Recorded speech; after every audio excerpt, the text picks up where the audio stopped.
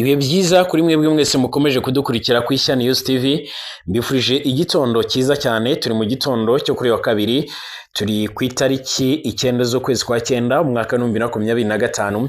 Nizere ko buri wese ameze neza, nizere ko buri wese yaramutse neza cyane, kandi mbifurije kuramukana amahoro y'Imana cyane.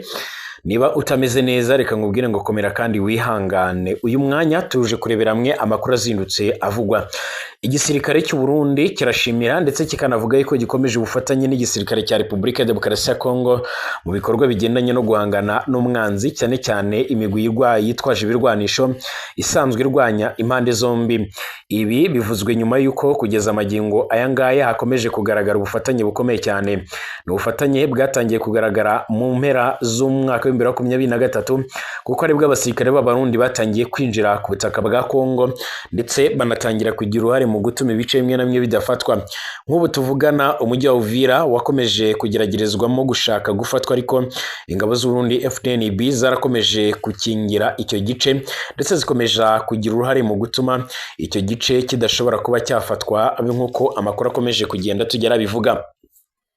Kugeza magingo aya ngaya kandi impande zombi zikomeje kwishimira ubufatanye zikomeje gukorana ndetse n'ibyo zikomeje kugenda zigeraho, ndetse zongera gushimangira ko zizakomeza.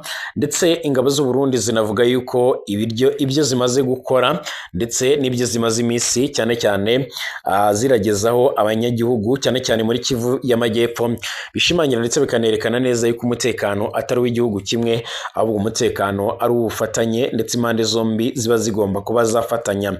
Hanyuma kandi ndakubwira yuko ingabo z'u Burundi zamaganiye kure ibyo zimaze iminsi zishinzwa, byiganjemwo ibirimo kuba izi ngabo zimaze iminsi zishinzwa kuba ikibuga mpuzamakungu cy'indege cya Mekiyoro Ndadaye cya Bujumbura, bavuga yuko kimaze iminsi kinyuzwaho ibikoresho bya gisirikare, bakaba babitewe utwatsi. Nanakubwira yuko kandi hari intambara zikomeje kugenda zikomera cyane. Ku munsi w'ejo nibwo hagaragaye itangazo ryashyizwe ahagaragara ku mugoroba n'umutwe wa M23, aho bavuze yuko bongeye kugabwaho ibitero bikomeye cyane, ibitero byongeye kugaragara byo mu kirere cyane cyane, dore ko byaje birimo imbunda ziremereye cyane ndetse n'indege zitagira abapilote.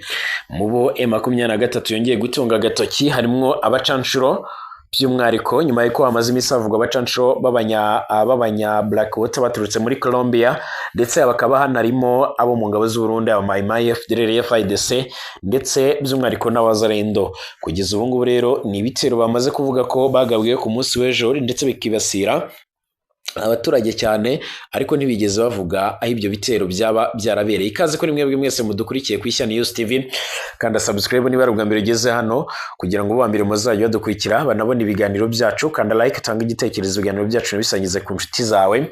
Niba uri mu karere k'ibiyaga bigari ndagushuje, niba uri bwota amasimbi ndagushuje, nkwifurije ibihe byiza, nkwifurije akazi keza. Amakuru akomeje kugenda tugera rero nuko impande zombi cyane cyane ku ruhande rw'u Burundi, nk'uko amakuru akomeje kugenda tugera bivuga, bongeye gushimangira ndetse no gushimira ubufatanye bukomeje kugaragara hagati y'impande zombi, ubwo n'igisirikare cy'u Burundi FDNB ndetse n'igisirikare cya Kongo FARDC, nyuma y'uko impande zombi zikomeje kuzibira umwanzi.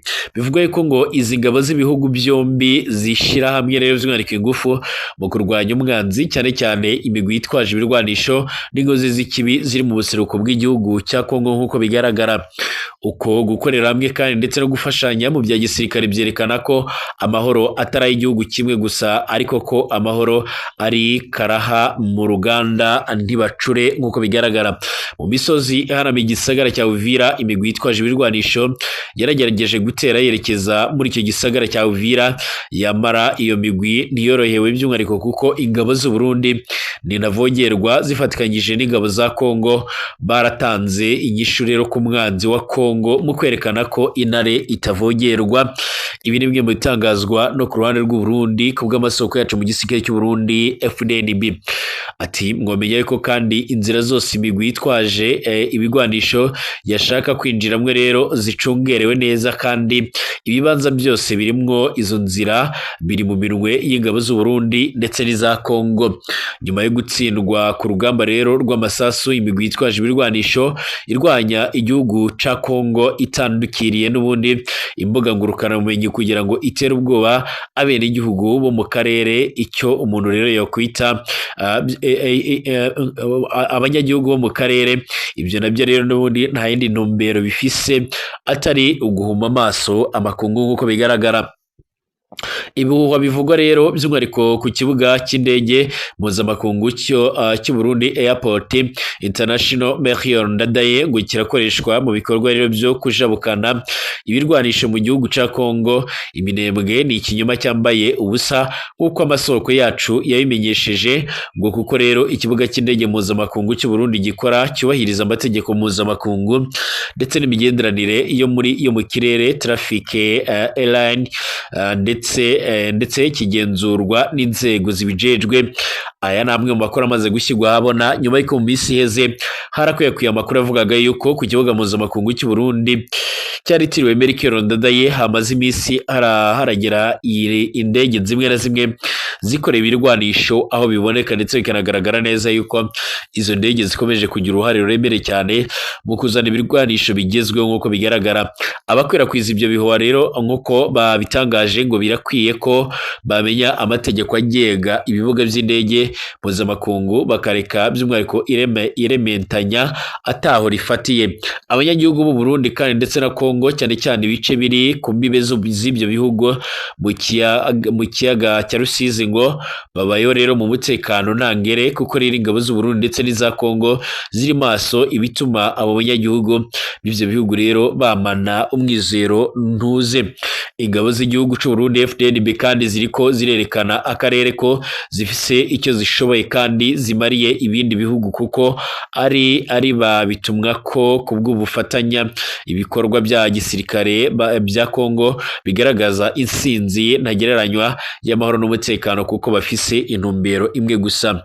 Kuko amakuru akomeje kugenda tugeraho kandi by'umwihariko indero ishaka n'ubutwari biranga indero ishaka ndetse n'ubutwari biranga ingabo z'u Burundi, biratuma urwego rwo kwivuna abanzi rw'u Burundi ruba icyitegererezo mu karere, ndetse kanatsinda abasirikare b'Abarundi bagaragaza ko ari abanyamwuga babyize kandi bafise intumbero yo gukingira umuntu uwo ari we wese.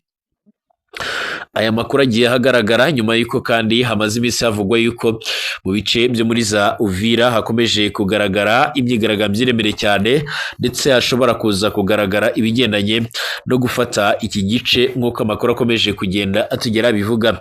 Amakuru yihuta cyane kandi akomeje kutugeraho arashimangira ndetse akanerekana neza yuko muri bino bice hakomeje kugaragara icyo twakwita by'umwihariko kugerageza k'umwanzi kuba yakwinjira muri icyo gisagara, ariko byemezwa ko yaba yarabuze ahamenera nk'uko bigaragara.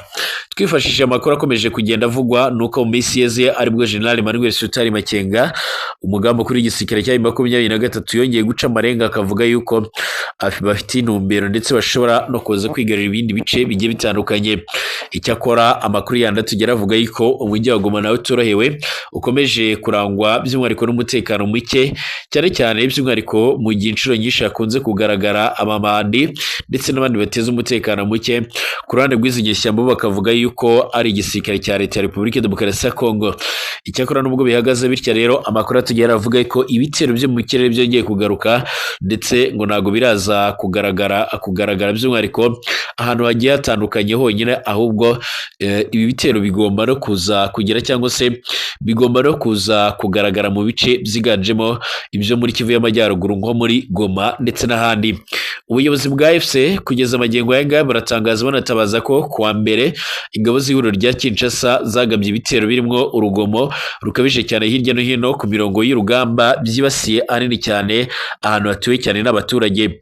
Icyakora ni ingingo bakunze gutangaza, benshi mu basesenguzi bakavuga yuko izi nyeshyamba iyo bazirasheho inshuro nyinshi zikunze gutangaza aya makuru ko ibitero byibasiye abaturage, ariko nanone ntabwo twabura gutangaza cyangwa se kubamenyesha yuko n'ubundi ibitero kenshi bikunze kugabwa ku mpande zombi bigira uruhare mu kubagamira ndetse no gutuma abaturage n'ubundi batakarizamo ubuzima, abandi bagata ingo zabo, abandi bagakomereka. Icyakora inshuro nyinshi iyo umutwe bawurasheho ukunze gutangaza ko wagabweho ibitero, ariko kandi bikaba ari ibitero byibasiye abaturage.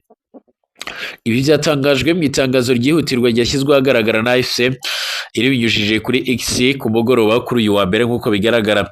Iri tangazo rigira riti mu rukerera rwo kuri uyu wa mbere tariki ya 8/2025 ingabo zishyize hamwe rero z'ubutegetsi zirimo FARDC, FDLR, Mai Mai, Wazalendo, abacancuro ndetse n'ingabo z'igihugu cy'u Burundi zagabye igitero cy'urugoma rudasanzwe ku mirongo y'imbere yose y'urugamba nk'uko amakuru tugira bivuga. Ya 23 kivuga ko kandi ibi bitero byateguriwe muri Uvira ndetse na Bujumbura byibasiye nkana uturere dutuwe cyane cyane hakoreshejwe imbunda za rutura ndetse na drone. Ihuriro rya IPC kandi ryatanze umugabo ku banyagihugu ndetse n'amahanga ryongera gushimangira ko ryemeje bidasubirwaho kurinda ndetse no kurengera abaturage b'abasivile ndetse no gukuraho icyabahungabanya cyose ndetse nawe gituruka. Muri itangaza ariko ntabwo bigeze batangaza aho ibi bitero byabyibasiriye cyangwa se aho barashe. Icyakora amaze iminsi havugwa amakuru y'abacancuro cyangwa abacangero bamaze iminsi baragarutse ku mirongo y'imbere ku rugamba. Ibi byose kandi birerekana bikanashimangira uburyo iyi ntambara ikomeje kugenda ifata iri ntera ndetse bakurikiranira hafi ibibera ku butaka bwa Kongo. Yemwe bo bashimangira bakanavuga yuko ibikomeje kugenda bigaragara byerekana uburyo ibitero bivuguruye byo mu kirere bishobora kuzaguriza inyeshyamba za 23. Birasa naho ibitero byo mu kirere bimaze iminsi bigaragara bisa naho byagoranye kugira ngo izi nyeshyamba zibihagarike kuko ntabwo bajya bavuga yuko babashije kubisubiza inyuma cyangwa se ngo babihagarike. Icyakora ku rundi ruhande amakuru avuga yuko intumbero y'ibi bitero ari ukwibasira Goma ndetse n'ibindi bice bigiye bitandukanye nk'uko amakuru akomeje kugenda tugera bivuga, ibikomeje gutuma abakurikiranira hafi ibibera ku butaka bwa Kongo bashimangira ndetse bakanagaragaza neza yuko iyi ntambara ikomeje kuba akasamutwe. Byemezwa ko mu mujyi wa Goma hakomeje kugeragezwa ikoranabuhanga ry'ubwirinzi bwo mu kirere mu rwego rwo kugira ngo baburizemo ibitero ibyo ari byo byose bishobora kuzibasira iki gice.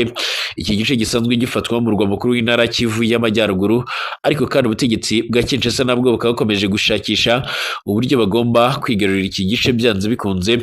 Igice bavuga yuko gisanzwe kibarizwamo inganda nyinshi, ibikorwa bigiye bitandukanye, inganda ziganjemo izitunganya umusaruro ukomoka ku bucukuzi bw'amabuye y'agaciro n'ibindi bisa n'ibyo ngibyo. Bashimire twongere kugaruka mu kanya.